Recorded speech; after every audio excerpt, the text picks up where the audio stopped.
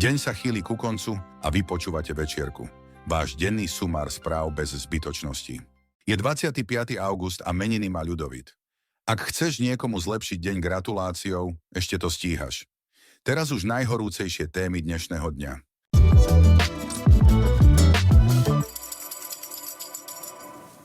Predsedníčka Európskej komisie Ursula von der Leyenová vyzvala Európu na urýchlenie elektrifikácie dopravy, vykurovania a priemyslu s cieľom znížiť závislosť od fosílnych palív.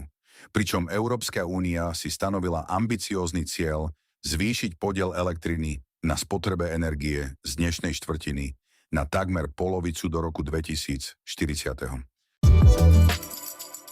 Od 1. septembra do 12. decembra bude Bratislavská hlavná stanica čeliť výluke pre rekonštrukciu opotrebovaných výhybiek, ktorá obmedzí premávku vybraných vlakových liniek medzi Trnavou a Bratislavou.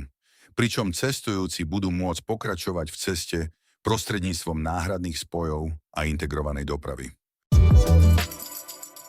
Maďarsko plánuje výrazne posilniť svoju energetickú infraštruktúru, vrátane rozšírenia kapacít na uskladňovanie energie a možného predĺženia prevádzky jadrovej elektrárne PAX, pričom zároveň chce riešiť narastajúci problém sucha novými zákonmi a opatreniami na zadržiavanie vody v krajine.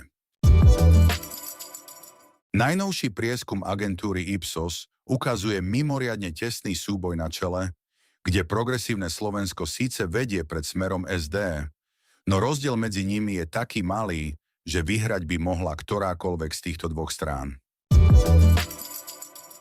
Slovenský stavebný sektor víta nový zákon o energetickej efektívnosti, ktorý by mal zrýchliť obnovu budov, no upozorňuje, že samotná legislatíva nestačí a úspech závisí od lepšieho prepojenia projektovej prípravy, odborných kapacít a financovania.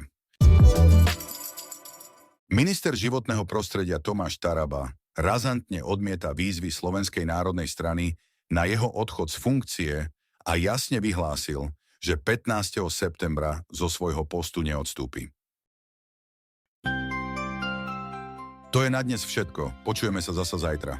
Pekný večer.